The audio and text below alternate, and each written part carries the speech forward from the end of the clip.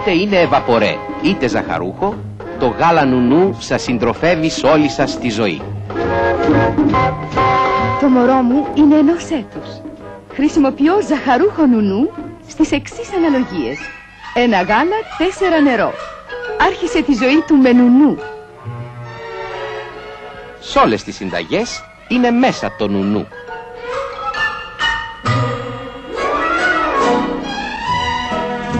Γάλα νουνού. Γάλα πάντα φρέσκο. Για τα μωρά και για τους μεγάλους, για την κουζίνα και για το πρόγευμα, με καλαμάκι ή χωρίς, το γάλα νουνού σας δίνει πάντα την ίδια ικανοποίηση. Θα το βρείτε σε 2 τύπους, ζαχαρούχο και ευαπορέ.